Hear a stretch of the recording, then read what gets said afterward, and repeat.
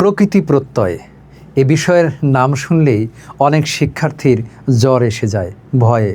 ভয়ে জ্বর আসাই খুব স্বাভাবিক, কারণ আমাদের তো প্রবণতা তৈরি হয়েছে পড়া বোঝার দরকার নেই, একখানা নোট এবং শিট, মাস্টার সাহেব হয়ে গেলেন হিট। এই শিট এবং হিট থেকে একটু দূরে আসুন, বোঝার চেষ্টা করুন কি করে প্রকৃতি প্রত্যয় গঠিত হয়, ধাতুগুলোর পার্থক্যগুলো কোথায়, সেই ধাতুগুলো কেমন এবং কোন ধাতু দিয়ে কি শব্দ গঠিত হয়। যদি এগুলো বুঝে রাখেন সারা জীবন পারবেন এবং সারা জীবন আত্মবিশ্বাসের সঙ্গে পরীক্ষা মোকাবেলা করতে পারবেন। আর যদি ওই যে মাস্টার সাহেবের নোট, আপনার এই নোট আর শিট নিয়ে আপনি যদি তুষ্ট থাকেন, তাহলে কিন্তু পড়া রপ্ত করা, অনুধাবন করা, হৃদয়ঙ্গম করা, বোঝা সেটি কিন্তু সম্ভব হবে না। সুপ্রিয় শিক্ষার্থী, সেই জন্য আজ উপস্থিত হয়েছি আপনাদের সাথে দুটি ধাতু আলোচনা করব। একটি হলো ভজ আর একটি হলো ভুজ ধাতু।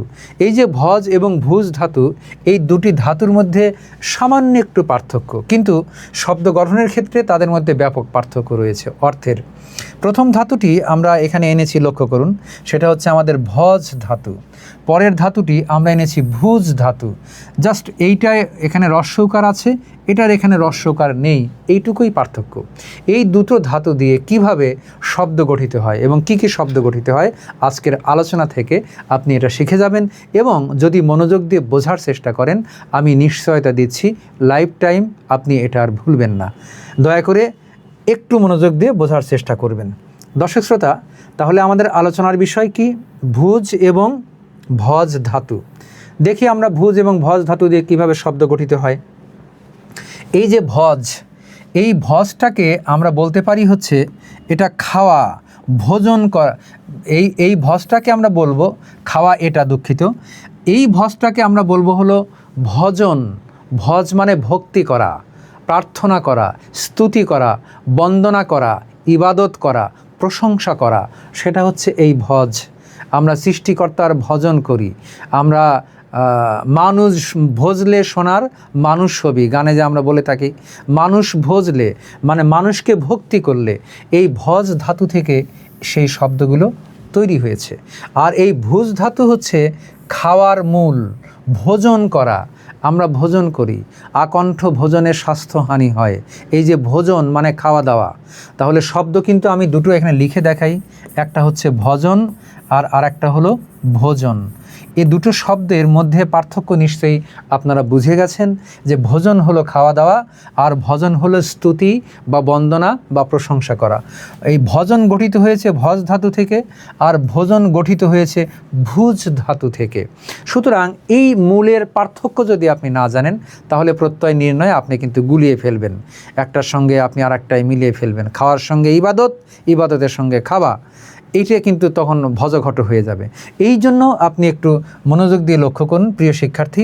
আমাদের আজকের আলোচনার বিষয় হচ্ছে ভজ ধাতু এবং ভুজ ধাতু। তো আমরা জানলাম যে ভজ মানে হচ্ছে ভজন করা বা স্তুতি করা। এই ভজ ধাতু দিয়ে কি শব্দ হতে পারে? এই যে দেখেন, ভক্ত। ভক্ত শব্দের ধাতু। ভক্তকে যে কারো প্রবল অনুসারী, কারো প্রতি সে নিবেদিত অনুসারী, সেই তো ভক্ত।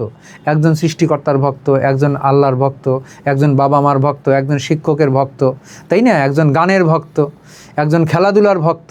তো এই যে কোনো কিছুর প্রতি যার মানে একাগ্র নিবেদন, তাকেই তো আমরা বলি ভক্ত। সেই ব্যক্তিকে আমরা যে ভক্তি, সেটাকে আমরা, ওই ব্যক্তিকে আমরা বলছি হচ্ছে ভক্ত। আর এই ব্যক্তি যেটা প্রকাশ করেন সেটা হলো ভক্তি। তো ভক্তি এবং ভক্ত দুটোই কিন্তু আমরা আজকে দেখব। এই যে দেখেন, ভক্তি। তো এগুলোর ধাতু হচ্ছে ভজ। এই যে ভজ ধাতু, এই ভজ ধাতু এর সঙ্গে কি যুক্ত হয়েছে? এখানে যুক্ত হবে ত অথবা এই যে কয় ত। এক্ষেত্রে আপনার মনে রাখুন যে কয় ত নামে একটি প্রত্যয় আছে সংস্কৃত ভাষায়। এটা বাংলায় যখন আসে কটা উঠে যায়, কেবল ত থাকে। সুতরাং আপনি এই তও লিখতে পারেন, আবার কয় তয় লিখতে পারেন। তাহলে ভজ যোগ ত ভক্ত। এখন এই ভজ হলো ক্রিয়ার মূল ধাতু। ভজ মানে ভক্তি করা। এই ক্রিয়ার উপরে, ক্রিয়ামূল বা ধাতুর উপরে এরকম একটা চিহ্ন দিতে হয়। এই চিহ্নকে আমরা বলি হচ্ছে ধাতু চিহ্ন। সুতরাং ভজ যোগ ত ভক্ত। তাহলে ভক্তি এখন কি হবে? ভক্তি হলো ভজ যোগ জাস্ট তি, কয় তয় রস্বইকারে তি অথবা শুধু তয় রস্বইকারে তি, তাহলে হয়ে গেল ভক্তি। এই যে ভক্ত ভক্তি এটা কিন্তু আমরা ভজ ধাতু থেকে পাবো। আর খাওয়া দাওয়ার যে বিষয়টা ভোজন করা এটা আমরা পাবো কিন্তু ভুজ ধাতু থেকে। আমি পাশে লিখে দেখাই, এই যে দেখেন একজন ভুক্ত, সে খেয়েছে, আবার অভুক্ত হতে পারে। আমরা বলি যে লোকটি অভুক্ত আছে মানে খায় নাই, আর ভুক্ত মানে কি সে খেয়েছে। তাহলে ভুক্তর ধাতু এখন কি হবে? ভুজ। ভুজ যোগ ত, কয় ত অথবা শুধু ত, তাহলে এটা হবে হচ্ছে আমাদের ভুক্ত। ভুক্ত মানে যিনি খেয়েছেন। আচ্ছা, তাহলে ভুক্তর পরে আমরা এবার চলে গেলাম ভোজন। ভোজনের তাহলে প্রকৃতি প্রত্যয় কি? ধাতু একটাই, সেটা হচ্ছে ভুজ। ধাতুর উপরে ধাতু চিহ্ন দিয়ে দিলাম। ভুজ যোগ অন বা অনট। অনট অথবা অন, সংস্কৃতে যেটা অনট সেটাই পরবর্তীতে অন হয়েছে। সুতরাং অনট অথবা অন দুটোই কিন্তু আমরা লিখতে পারি। তাহলে ভুক্তর ধাতু হলো ভুজ যোগ ত, আর ভোজনের ধাতুও ভুজ। ভুজ যোগ অনট এই মিলে হয়ে গেল ভোজন। আর ভুক্ত ভুজ যোগ ত। সুতরাং এই দুটি ধাতুর যে সামান্য একটু পার্থক্য, এই পার্থক্যটা কিন্তু আপনাদের বোঝা দরকার। আমি শব্দসহ উদাহরণ দিয়ে বোঝানোর চেষ্টা করলাম। প্রিয় শিক্ষার্থী, যাবার আগে আরেকবার আমরা দুটো ধাতু নিয়ে আজ কথা বলছি। একটি হলো ভজ ধাতু আর আরেকটা হলো ভুজ ধাতু। এই দুটো ধাতুর পার্থক্য কি? ভজ হলো ভজন করা, প্রশংসা করা, ভক্ত, ভক্তি, তারপরে ভজন সঙ্গীত, ভজনও হতে পারে। এই যে আমরা লিখে দেই এখানে দেখেন ভজন, তাহলে এর ধাতু হলো ভজ আগের মতোই, আর যোগ সাথে অন, এই মিলে শব্দ হবে ভজন। এই ভজন মানে প্রশংসা করা, ভজন সঙ্গীত, প্রশংসা করে যে সঙ্গীত করা হয়। সুতরাং এইগুলোর ধাতু হলো ভজ। আর ভোজন মানে ভোজন করা, খাওয়া, সেটার ধাতু হলো ভুজ। এই যে ভুজ যোগ ত, ভুক্ত, ভুজ যোগ অন, ভোজন, ভোগ, অনেক কিছুই হতে পারে। ভোগের প্রত্যয় তাহলে কি হবে? এই যে ভুজ যোগ অ, এই মিলে শব্দ হয়ে যায় ভোগ। এরকম আরও অনেক শব্দ হতে পারে।